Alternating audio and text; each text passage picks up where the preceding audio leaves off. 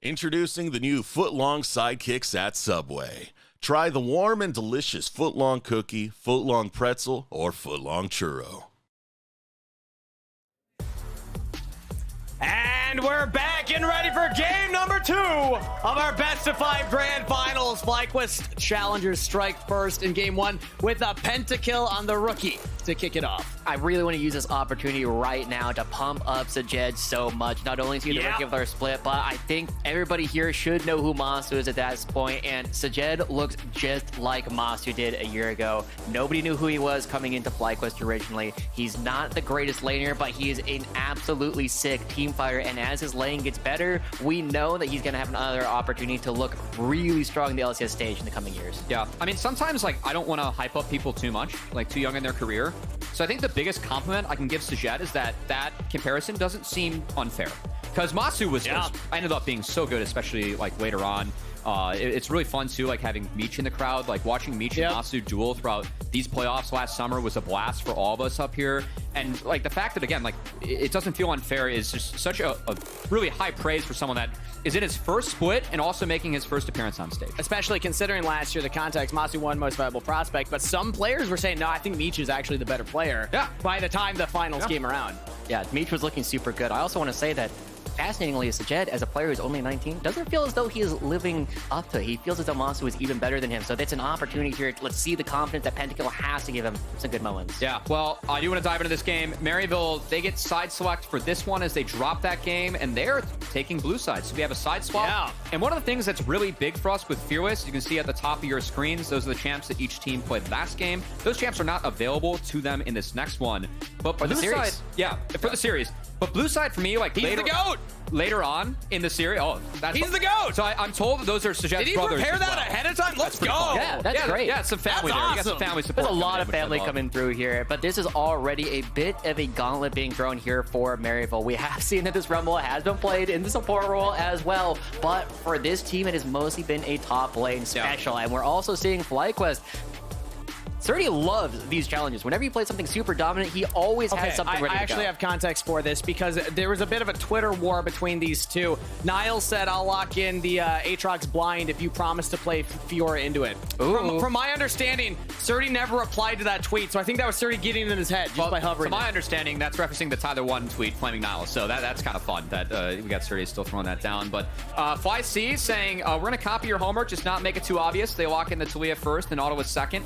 And Maryville might be looking for a reset comp. I do want to say that blue side, I find to be very valuable later on in Fearless drafts because sometimes, you know, when you go blue side, you can open up bans that have been taken away from you for the rest. And with that first pick, it's kind of like a fourth ban. So we have seen later on in the series, blue side be really big to kind of get those blinds you haven't been able to get your hands on. And Rumble is going to be one of them that was taken away from Niles in the last game. They get now. And I think this is a really good opportunity as well to highlight the importance of certain picks for both teams. We just looked at how the Nautilus came through on the other side for Maryville. It was not something that they won on, and we said this was a champion you really need to have some good opportunities for. Nautilus now in the other shoe, and also this Twisted Fate almost definitely going over for Serdi up here in the top lane will create a lot of pressure, and he claims he is the best Twisted Fate in the West. Oh, that's a bold statement right there.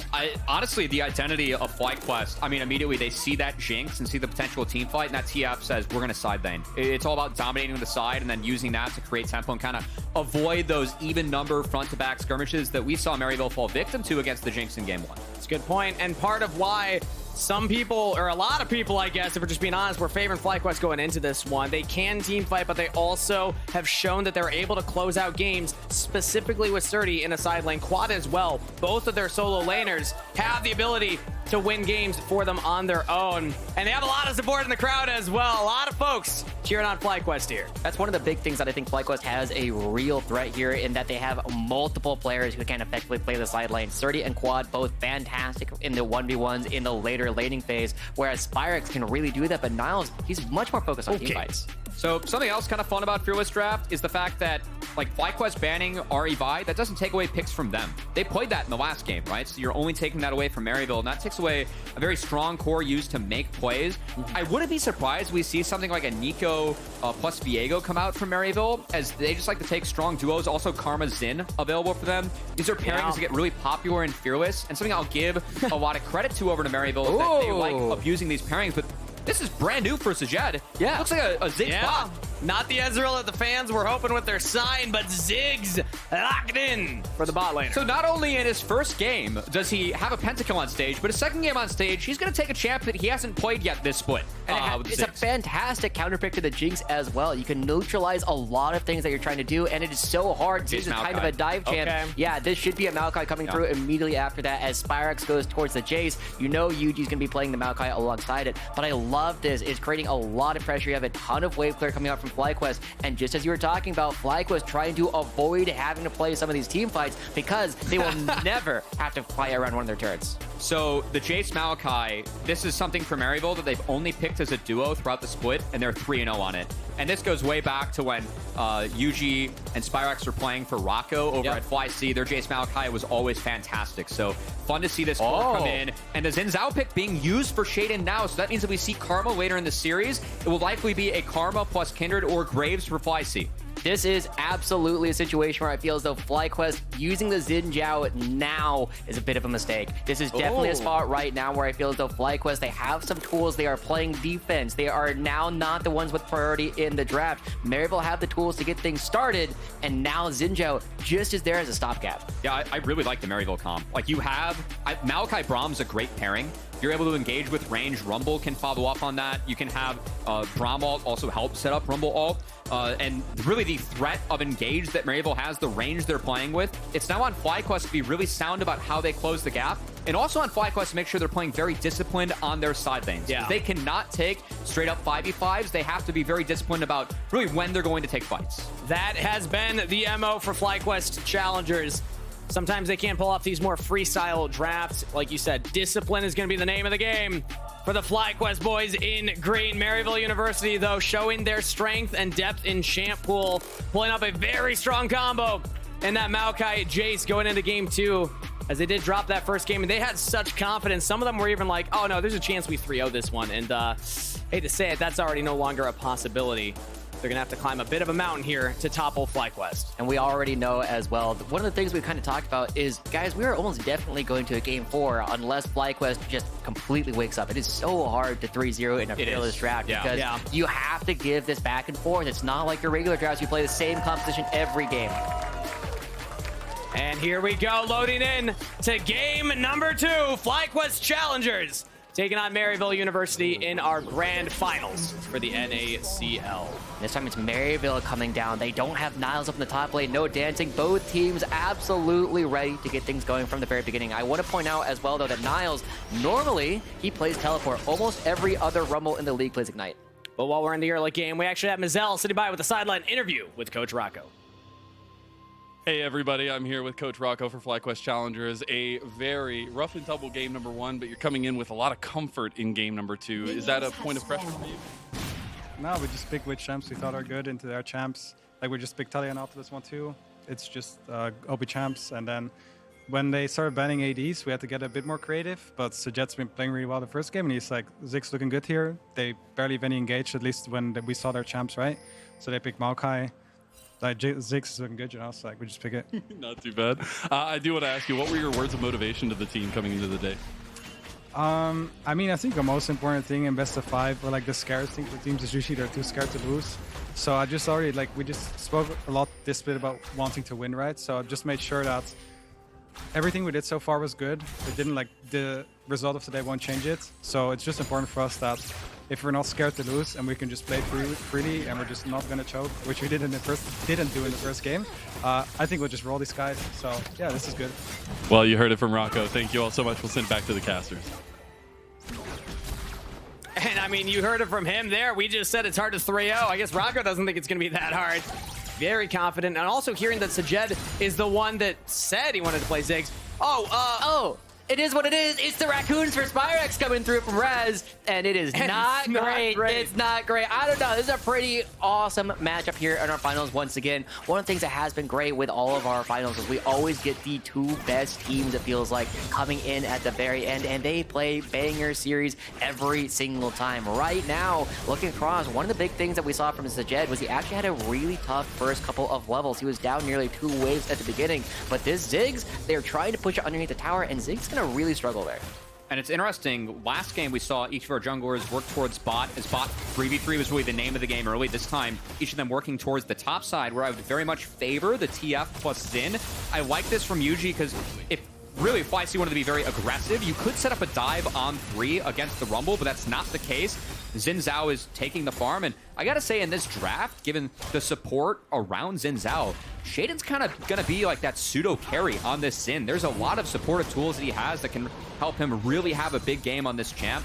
And it's fun seeing Shaden, like, as we've gotten into the best of 5 Fearless, he's kind of been forced to go back to the carry roles that we've known him for coming up, when really he's been playing for his very dominant solo laners this entire regular season. Yeah, we saw a lot more carries in old versions of Shaden, and he's been expanding that champ pool, building up more. But now going back to the basics here with the Xin Zhao pickup, which, again, in a Fearless draft, it's so important to get the wins on some of these champions that are so strong. Yeah, as Josh was highlighting, these are the mid lane junglers. Oh boy, mid. Going for a first gank here. Spyrex flashes away. One final auto. Quad picks up first blood. And that is a fantastic start to come through from Shaden. Yuji had just passed. They know that he was over there, and Shaden just finding this opportunity to come mid, absolutely setting themselves up to be a massive carry.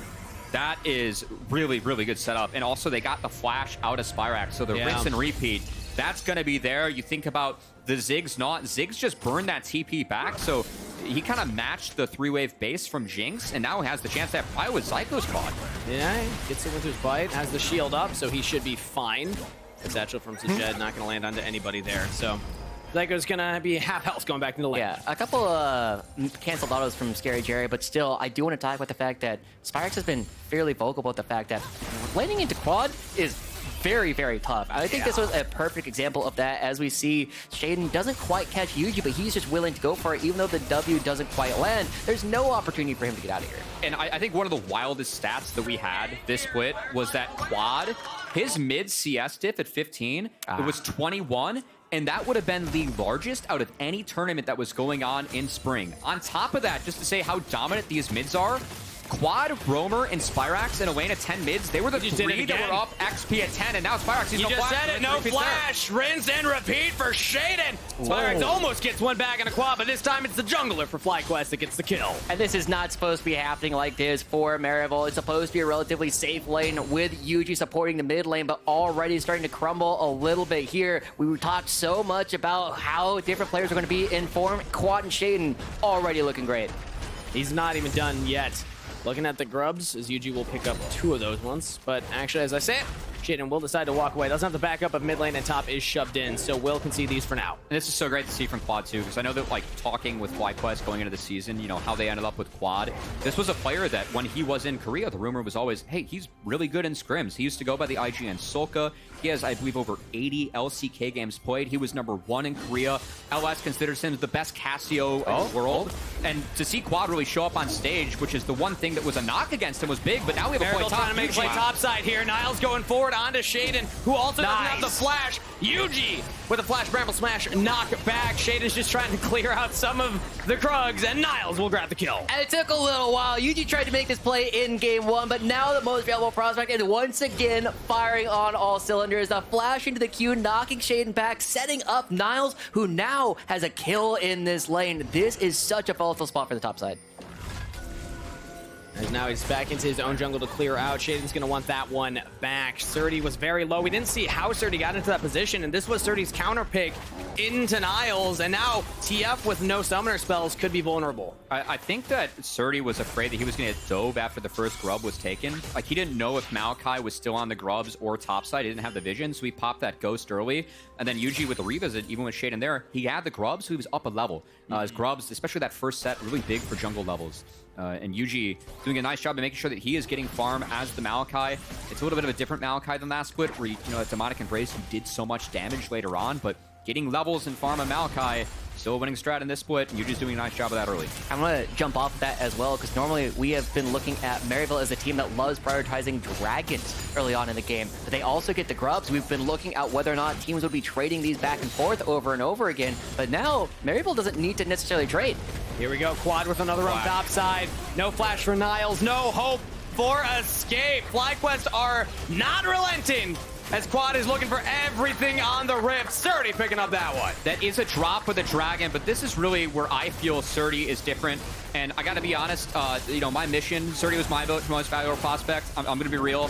I'm going to try and get 1% from Surdy's agent for whatever he signs this year. I was talking with Rocco. You're allowed to say that? Yeah, I was talking with Rocco backstage, and talking with the LCS team, he said that Inspired believes that Surdy is the most valuable member of this team because of how well he's able to communicate his lane states with his team. Yeah. That's one where that wave is bouncing back, gets Quad to go up there, gets a kill for himself, and now this split push TF has the potential to be back online. And it was looking rough because of how he had to burn both summoner spells earlier on, and the fact that Shaden went down in that top side. I was wondering, is Surdy in trouble now? The fact that they're able to get that bounce back and play to that side lane that we had already identified is going to be the name of the game for this composition. If the TF falls behind, it's going to be much harder, but the fact that Surdy is sticking in this, really good news for FlyQuest.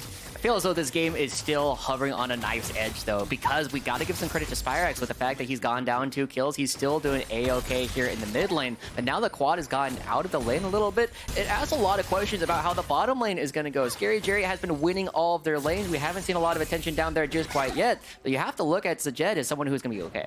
The fact that the handshake is great, and again, this is Zig's bot. You can abandon them. So what happens again? That wave gets into Niles. Niles is still no flash. Guess who's top lane? It's the Nautilus. He's got Dredge line available. He's got flash available. Everything up. Niles is not expecting this and still doesn't have summoner spells.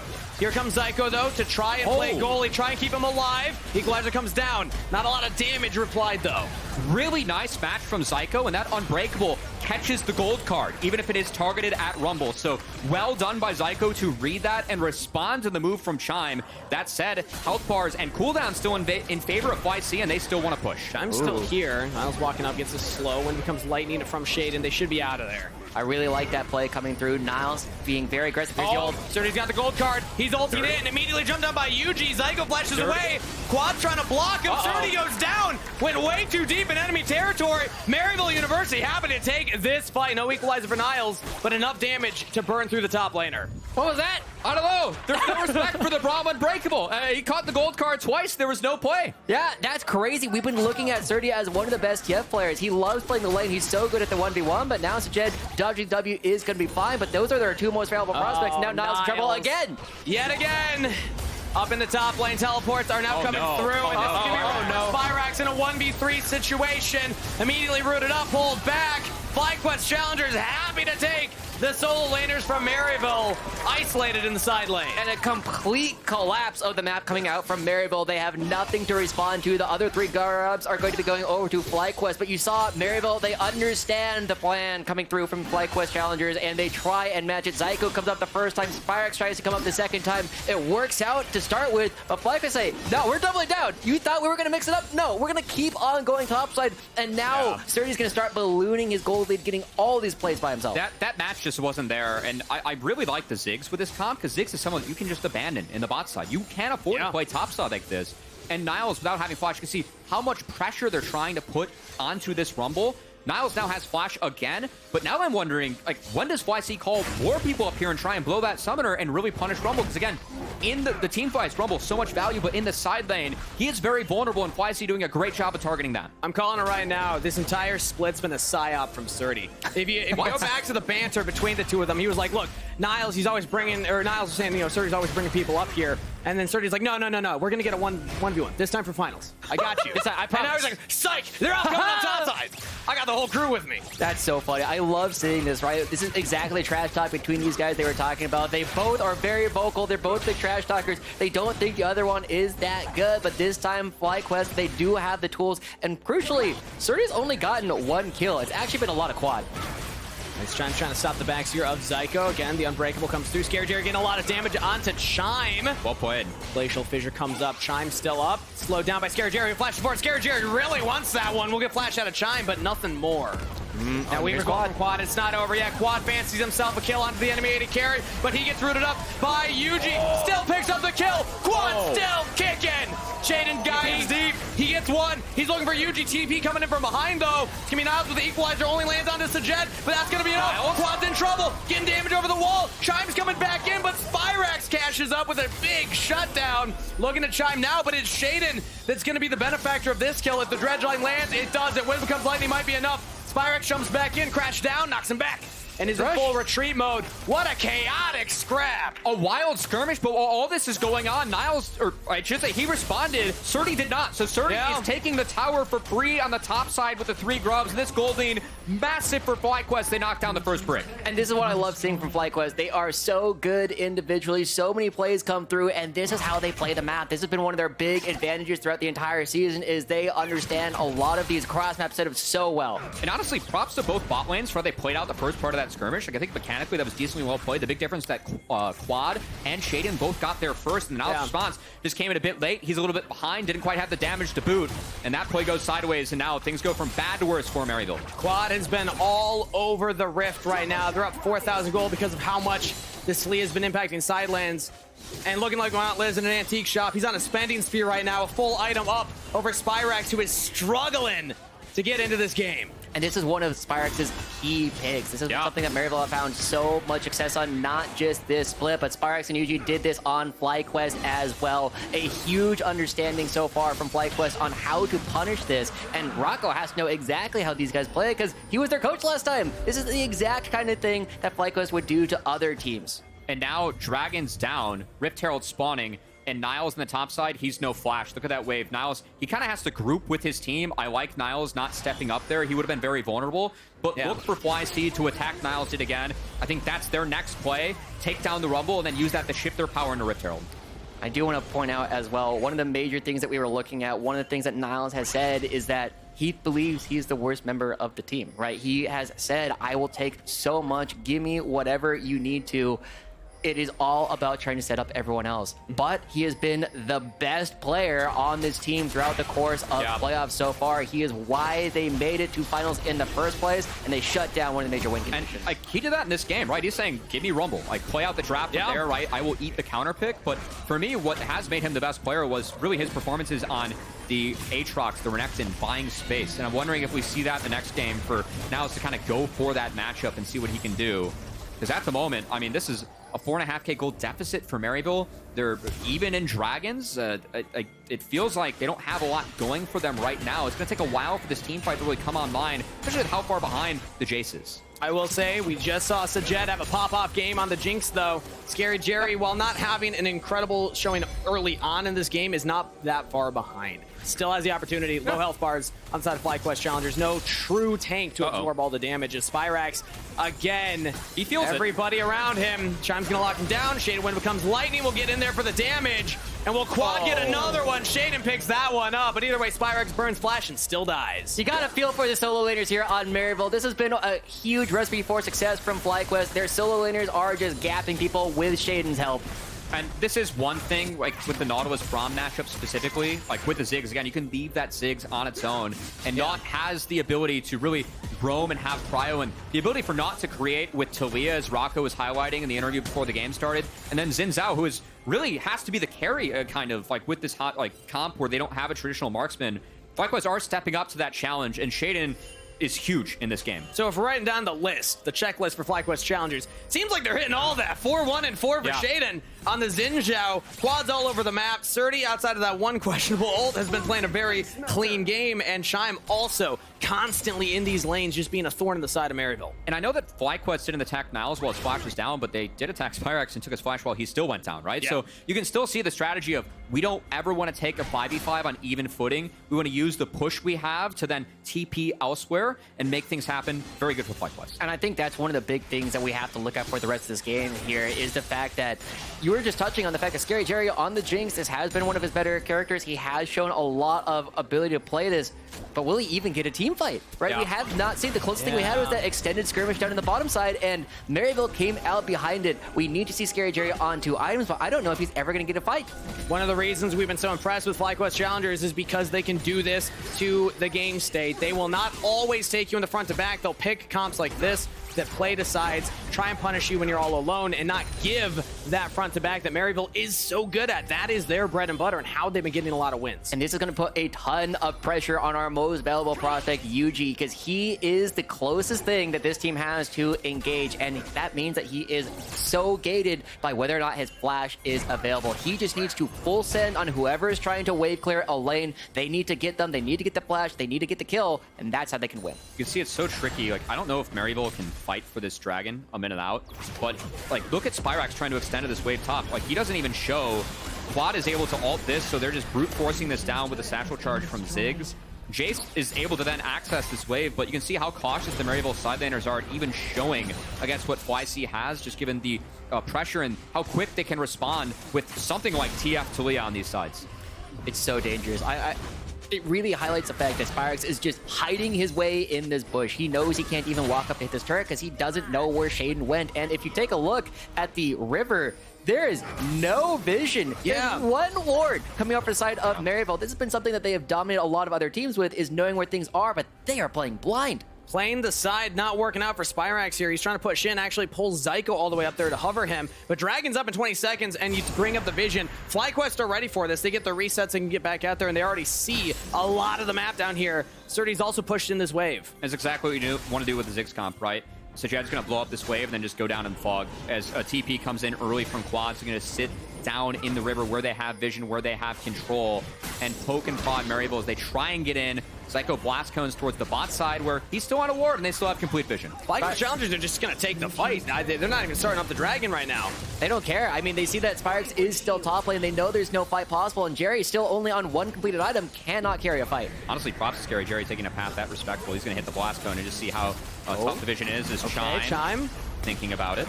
Is he in a bad spot? Dredgeline's out of there. He's good. There it is. Oh, flash forward from Yuji. He says, I'm the engage. Oh, look for the engage. On to Surdy. They get the Braum passive. They got Scary Jerry excited. This is the fight that MU needs. Can they keep it going? Scary Jerry hit up by the Nautilus ultimate and the Ziggs ult. Zyko in trouble. Burning down. He's low, and he'll die to the ignite from Chime. FlyQuest Challengers, they got backup there. Spyrax is still top lane. Niles has a TP, but he's not going to go for it. And he's not going to get spotted by ward either. This has been so much money right on back to Maryville, but they had to commit so much, and they only get 1 or 2 kills. And this dragon should still go over to FlyQuest at the end of it. But they put some money into Spyrax. They put some money into Scary Jerry. They got some much-needed gold.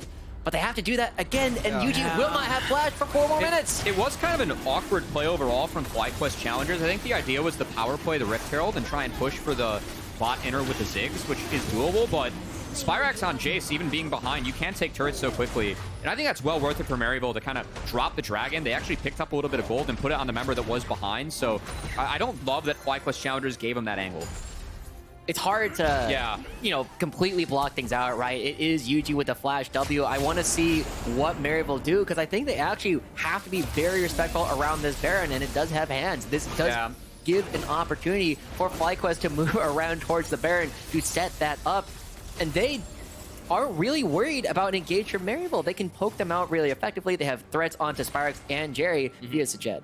Yeah, I mean, I think my thing was just, I know that Surdy was the one that got caught, but Surdy should have been the one that was responding to Spyrax. It's like, if he catches that wave, he can just port to any fight. So I think FlyC just kind of overplayed their hand a little bit, end up not getting that bot inner. Spyrax kind of gets back into the game, and now, I know Spyrax had a tough one, but he does have a chance to bounce back, almost has that evolved Miramana. And this Jace poke could be pretty big, and at least trying to outrange FlyC, which with the Maokai is somewhat doable.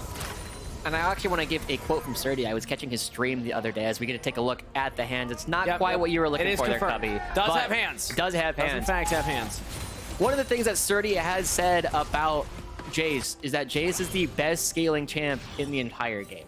And it is a situation. Really? That's what Surdy says. Because It you does have scale so pretty much crazy damage later on in the game. Your Boulder would Qs are like to doing talk. 800-900 damage on the next patch. to a single target. And so it does create a big situation now for Spyrex. He is not done scaling. As long as Maryville can buy him time, they do have tools. They will have more consistent poke than FlyQuest. And they do have the experience. Okay, that one missed, but we have seen Maryville University have a lot of success with this combination of the Maokai Jace. Hasn't had a great early start in this game, too.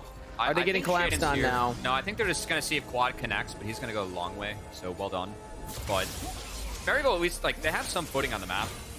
I think that it's just so tough. Like, Surdy is actually hovering up, and they could make a play to at least try and take Niall's TP. Yeah, here we go. Yeah, FlyQuest Challengers, they fancy the fight. Surdy joins in. They're dogpiling in on top of Yuji and Zyko. The tanks are about to go down. Zyko's in trouble. He will not be able to escape under the turret. That's a double kill to Sajet.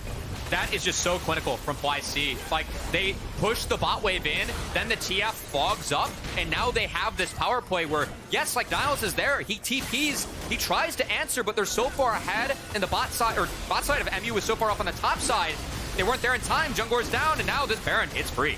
Yeah, looking at it, that is exactly what I was worried about. Yeah. That's why I go, oh no, they go up top side and you are going to get collapsed. You don't have control of the entrances. You need to play fast. If the fast play doesn't happen, there's nothing left. Nice try to go for it, but as their Red Bull Baron power play goes through for FlyQuest, it's very rapidly looking as though Maryville is going to have to try and reverse sweep. And you can see, like, I know that the Xin Zhao pick, like, you're worried about not having the Xin Karma, but against all the range that was showing for Maryville, like, look at the work that Shaden's able to do in this fight when he pops that Crescent Guard. Is again, that Niles, he's TPing, but he's late. Sajati, he's not even here, but he's able to contribute because he zigs. Yeah. And now you just are able to front to back where Shaden, nothing is a threat to him. He pops the Crescent Guard and is just able to run through this team with all the CC around him. This comp set up really well for the Xin Zhao later. FlyC's cashed it in. I think Max thinks the game's over. It looks like Rocco's, he's ready to get backstage to talk to these guys. What happens now that we're up 2-0? Yeah, it is a huge win coming through, and I do agree that the Xin Zhao, I think the fact that it gets some of these early plays going, the fact that Shaden finds those mid lane ganks makes its game very different, but now they're looking for another invade. I know one thing that I was talking about early on, I think really highly of Zyko, but Shine for me has been such a standout this split in Challengers, and well, you have this Ziggs, you're able to play around the TF, but the Xin duel, you can do a lot of work. Speaking of, he just flash engages for the team. Zyko's going to try and buy as much space as possible as Shaden jumps in there. Crescent Guard used. He's still in trouble, though. Surdy's now joined up, stunning up Yuji. There's just no front line for Maryville University. Oh, my reset. They do. That's big. Big shutdown for Spyrax. That's a lot of money. You need that money coming through, but the base is still looking to crumble. You still have Ziggs. You still have the Surdy on the Twisted Fate. They can take this down. Chime's looking. Scary Jerry. Trying to clear out the wave. They're going to start taking up the turret shot. They did take it down. Yuji has the option. That's the slow onto Chime.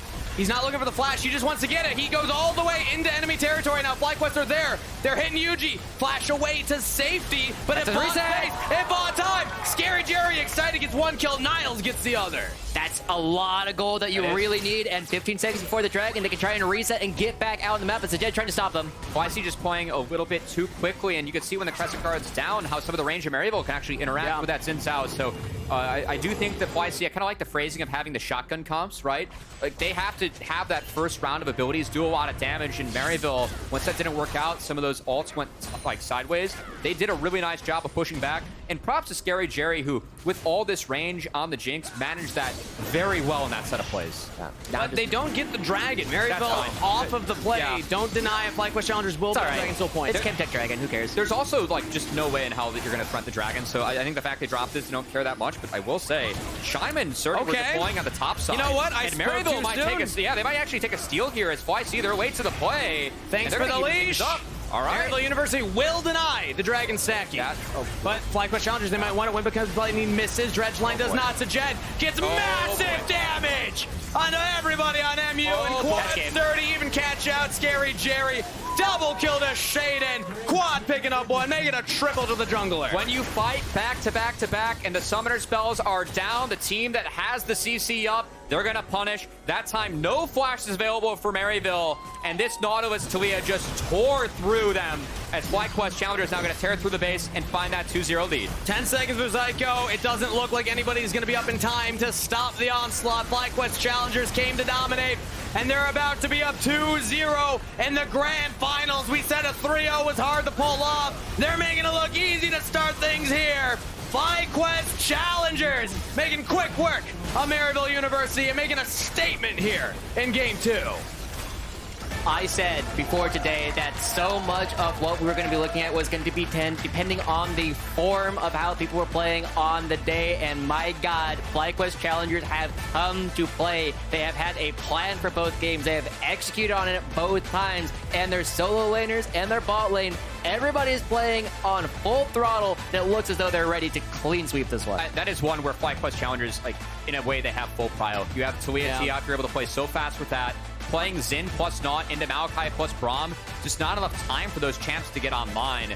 And man, they really punished. The way that Shaded and Quad played through each other early and then how they transitioned that later on in the game with Chime to boot was fantastic. I kind of want to put this in the Maryville perspective as well. You have to remember that this collegiate squad, they've been playing this whole time. Scary Jerry has really said, he and Yuji have been very vocal about the fact that they are playing more for Challengers League than they have been for CELO so far. Yeah. For them, this could be their first and possibly only time that they get to play here. They've been working the entire season, and FlyQuest is dismantling them. Another look at the replay here. Yeah. That's a jet damage. Ooh. That's so big from the Ziggs. And like the setup off Nautilus, like everyone pairs up with Nautilus so well this game. Now Nautilus, it's taken away from both teams throughout the series, given that we are in the Fearless format. I know we talked about, utilizing some of these really strong OP champions that you only get access to once. I think that Chime's Nautilus cashed in full effect that game. Yeah, and important to remind everybody that it did not work out well for Zyko when I consider Nautilus one of Zyko's best champions as well. So Maryville University backs are against the wall, but reminder, they did reverse sweep against DSG. They did. So they've done it before. I mean, I don't think you had to remind Perry of that, but unfortunately, sorry, Perry. It is something where I will give Maryville credit. This is the only time that Maryville's on a stage where the pressure's not on them. In Collegiate, they're the targets of everyone, right? Maryville, they're playing up against an LCS affiliate. They've taken second. Of course, these guys are hella competitive. They want to do the best they can, but the pressure's really not on them. And I want to see if they can really step up and show more of the form that we saw in Maryville that got them here. I really want to see Niles on a brawler. I think that's going to be that one big difference early on that I think Maryville, they play different when Niles is able to get into the mix. And I want to see if that happens here in Game 3. Backs are against the wall for Maryville University. FlyQuest Challengers up 2-0, looking to sweep the opposition. Let's head on over to the LCS Lounge to break that one down.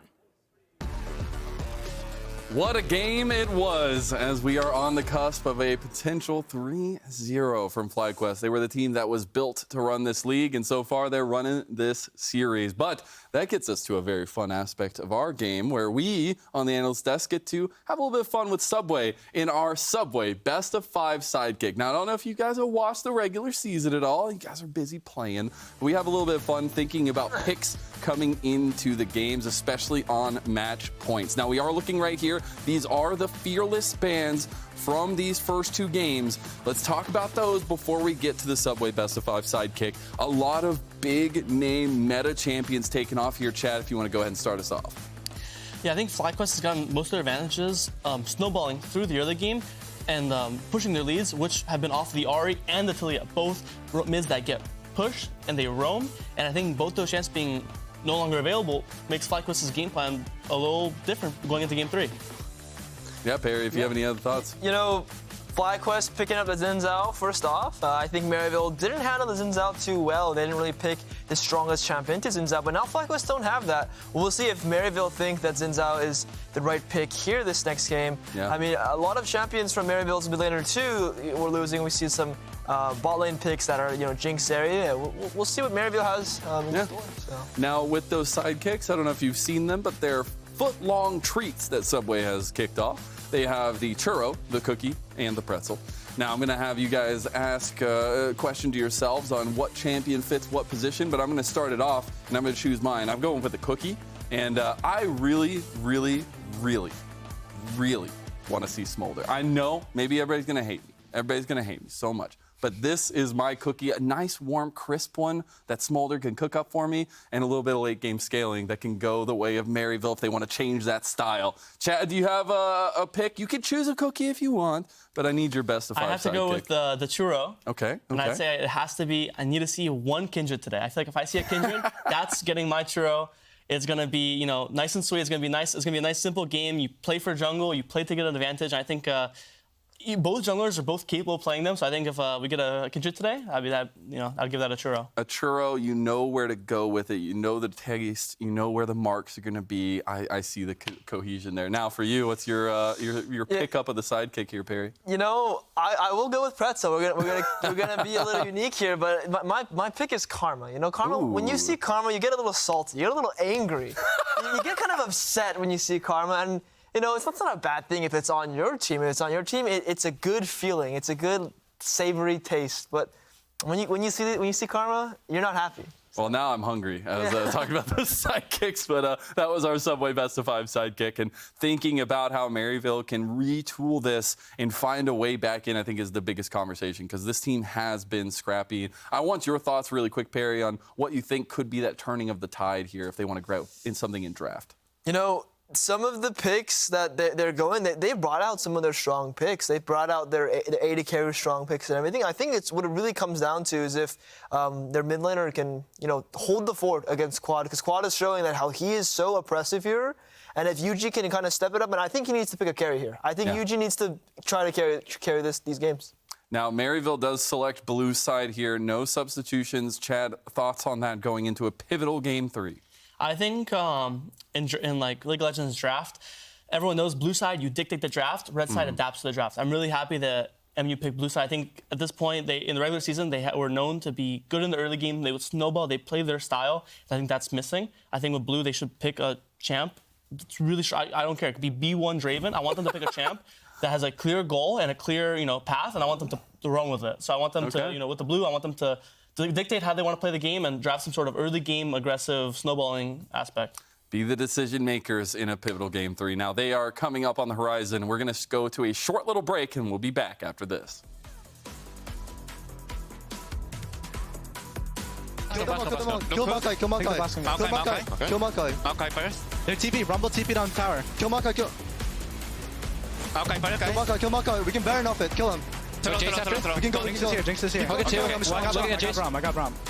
Go Baron. Go Nash. Can we look? I'm walking at them. Watch me. I'm poking at No. I everything. Look, Rumble. No. Look Rumble. It's good. Nice. Oh, Jace. Look, Jace no flash. Get there. Go main. Can we end? Yeah. We have Jace. Maybe we can end. Yeah, GG.